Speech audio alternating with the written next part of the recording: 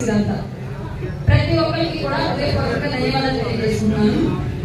First ఒక చిన్న మాట చెప్తాను. కొంచెము డిస్టర్బెన్సెస్ గా వినిపిస్తున్న వాయిస్ కాబట్టి ఒక చిన్న మాట చెప్తాను, తెలివి చేయలేదు. తర్వాత ఎలాగైనా నేను మళ్ళీ ఆంజనేయ రంగంలో వెళ్ళిపోవాలి, దెయ్యాలు బాగుంటుంది రంగాలు ప్రస్తుతం మన బట్టి రాష్ట్రంలో దూరం ఉంటే దాని వల్ల వెళ్తాను. ఫస్ట్ మాట్లాడే విషయానికి వస్తే, ఈ రోజు అధ్యక్షులు వారు మాట్లాడిన ప్రస్తుతం రాష్ట్ర ఇరు పార్టీలకు సంబంధించిన అంశాల గురించి చర్చించుకున్నాం. మనందరము 40 ఏళ్ల పార్టీ టీడీపీ, ఇది మనం ఒప్పుకోవాలి. అప్పటి నుంచి అధికారికంగా వాడు కొంత స్థానికంగా, సామాజిక పరంగా, ఆర్థికంగా, నాయకత్వ పరంగా బలపడిన వాడు, ఈ విషయం కూడా మనం ఒప్పుకోవాలి. కానీ ఒక తుఫాను అన్ని పంటల్ని ఉక్కిరిబిక్కిరి చేసినట్లు, ఒక తుఫాను సుభిక్షంగా ఉన్న ఓడను బీడు చేసినట్లు, జగన్ అనే ఒక తుఫాను ఎంత సీనియర్ నాయకులైనా సరే వాళ్ళ నడి రోడ్డు మీద కూర్చున్నట్లేదు. ఈ విషయం అందరూ ఒప్పుకోవాలి.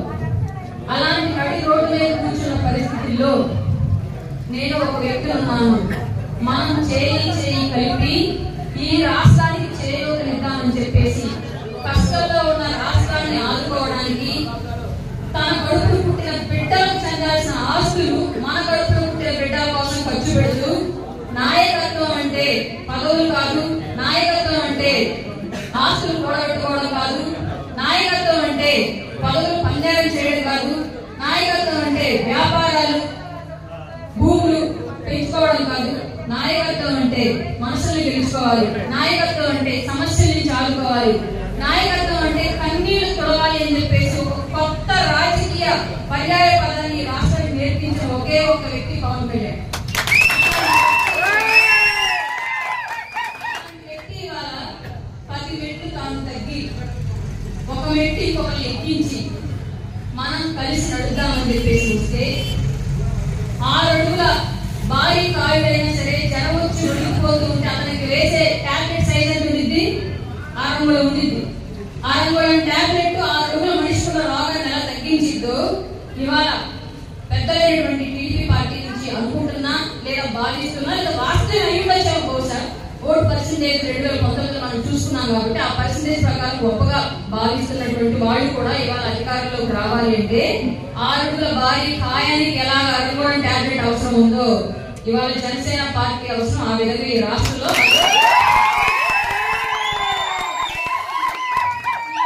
పెద్దలైనటువంటి వాళ్ళు గమనించి, నాయకులు ఎక్కడైనా కొన్ని స్వార్థాలకు వెళ్ళి తలగొచ్చు. ఈ విషయం క్లియర్ చెప్తాను.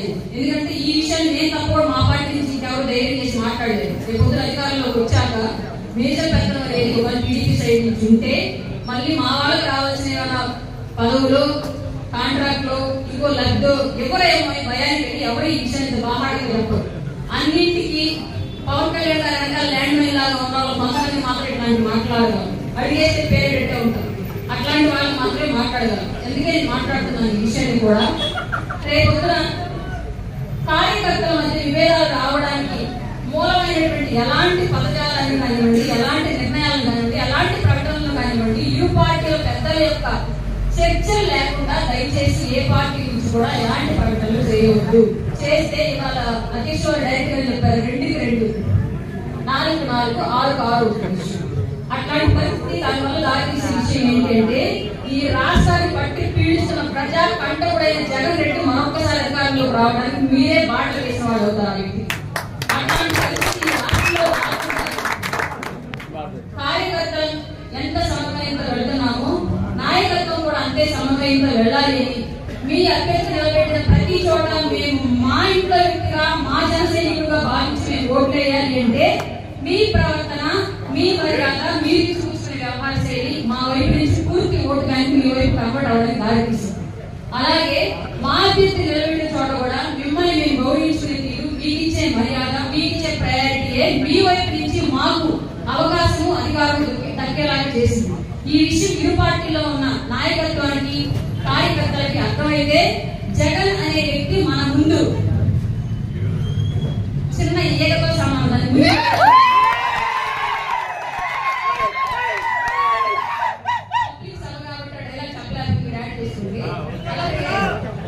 ఇది మన వాళ్ళు చెప్తున్నాను, ఇప్పుడు చెప్పింది పార్టీ అయినటువంటి వాళ్ళకి ఇప్పుడు మన సవాల్ చేస్తారు.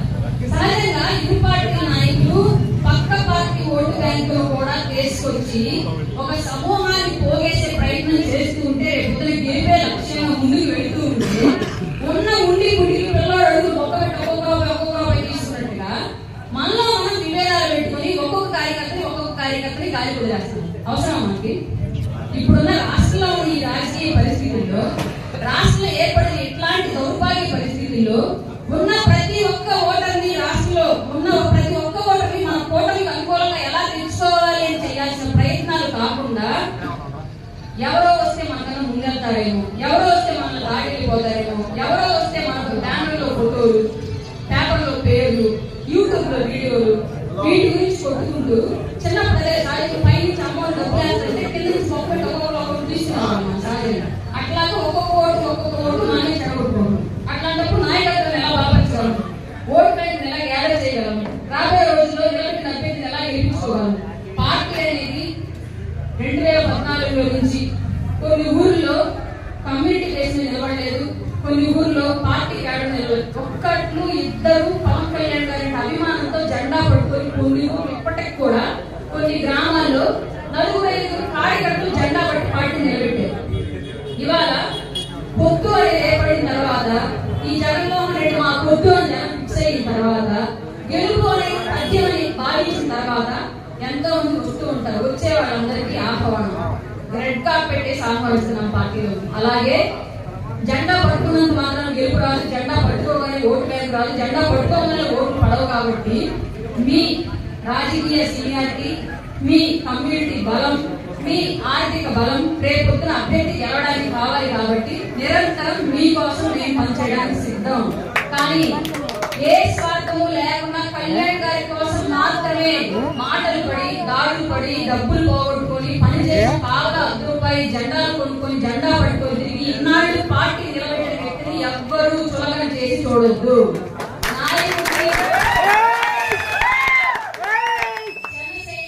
కార్యకర్తలు, వీర మహిళలు లేకుండా ఇప్పటి వరకు ఏ నాయకుడు నిలబడిందే లేదు. నాయకుల్ని మేము మోస్తున్నాం తప్ప, నేను నాయకురాలు అవుతాను సహజంగా, అక్కడున్నా అనుకో చెప్తున్నాను ఈ విషయాన్ని. నాయకుల్ని కార్యకర్తలు మోసారు తప్ప జనసేన పార్టీలో ఏ కార్యకర్తని నాయకుడు పోషించట్లేదు మిగతా పార్టీలో లాగా. ఇక్కడ మా జేబులో డబ్బులు తెచ్చి నాయకులు చేయకొట్టి, మా జేబులో డబ్బులు తెచ్చి బండ్లు పెట్రోల్ కొట్టించుకొని, మా జేబులో డబ్బులు పెట్టి మా చుట్టంలో టీవీ తీసుకొని ఇన్నాళ్ళు పార్టీని పవన్ కళ్యాణ్ గారి కోసం డెవలప్ చేశాము అందరం కలిసి. అందులో నాయకులు ఉన్నారు, కార్యకర్తలు ఉన్నారు. కొత్తగా వచ్చే నాయకులు మాకు గౌరవం ఇవ్వండి, మిమ్మల్ని అంతకుమించి ఏమి అడగట్లా. అది ఏ పార్టీ నుంచి అయినా రండి, ఏ కమ్యూనిటీ నుంచి అయినా రండి, పార్టీలోకి ఆహ్వానం ఎల్లవేళలా. మా షోల్డర్స్ పవన్ కళ్యాణ్ గారితో పాటు మిమ్మల్ని మోయడానికి కూడా సిద్ధంగా ఉన్నాయి. మిమ్మల్ని మోసి గెలిపించి అసెంబ్లీలో కూర్చోబెట్టే బాధ్యత ఈ భుజాలు తీసుకుంటే పవన్ కళ్యాణ్ గారి కోసం.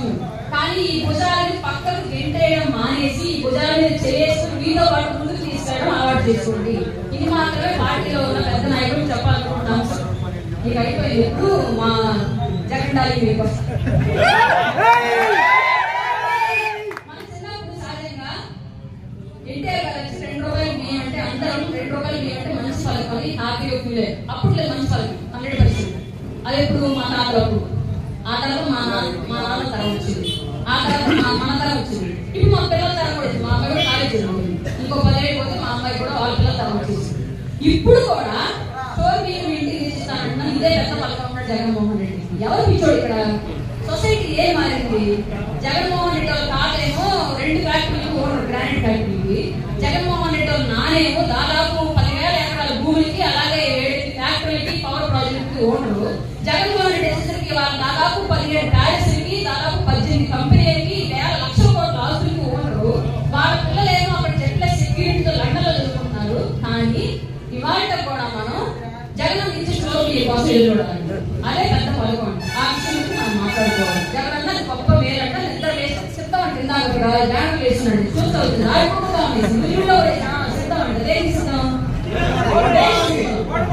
మీ మొహం జైలు కూడా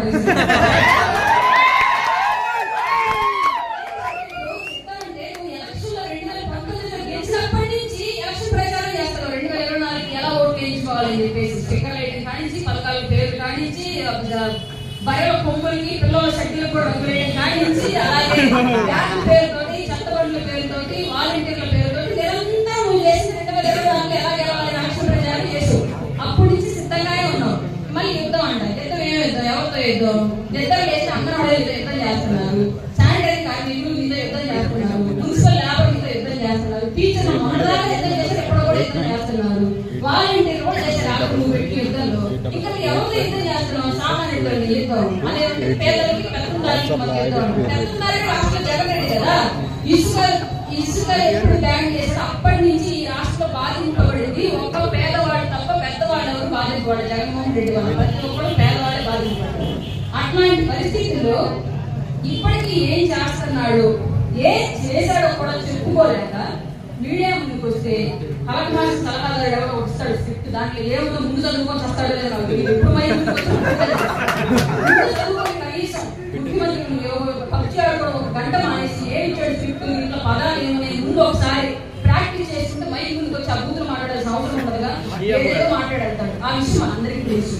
ఇప్పటికీ ఒక సామాన్యుడి వెళ్ళి నాకు ఉద్యోగుల క్యాలెండర్ సంవత్సరానికి ఒకటి ఇస్తానన్నారు, నేను చదువుకొని సిద్ధంగా ఉన్నాను, ఇప్పటికి కూడా నాకు ఉద్యోగుల క్యాలెండర్ రాలేదు, ప్రతి జనవరిలో ఈ పార్టీ క్యాలెండర్ వస్తుంది తప్ప నా ఉద్యోగ క్యాలెండర్ రాలేదు ఏంటి అని ఏ సామాన్యుడు ఎదురు అడిగినా సరే జగన్మోహన్ రెడ్డి గారికి సమాధానం అతను చెప్పే మాట ఏంటంటే పవన్ కళ్యాణ్ 3 వేలు చేస్తున్నారు, పవన్ కళ్యాణ్ 3 వేలు చేసుకుని ఉద్యోగానికి సమాధానం ఏంటప్పుడు ఎందుకు వాళ్ళు ఉద్యోగం.